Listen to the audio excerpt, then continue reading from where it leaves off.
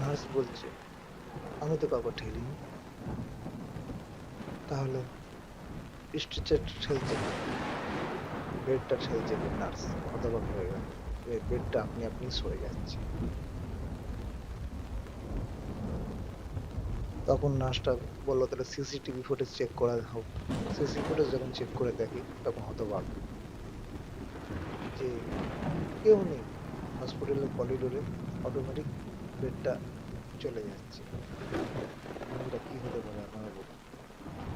এই ভিডিওটা হচ্ছে বোম্বের একটা হসপিটাল, আমি নাম নিচ্ছি না। ভিডিওটা দেখুন, তারপরে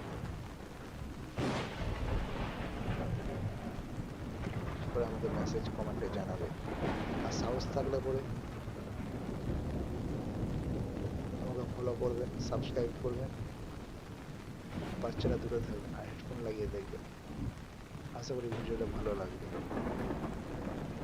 আরো এরকম ভিডিও পেতে গেলে পরে আমার পেজটাকে ফলো করবেন, প্রোফাইলটাকে।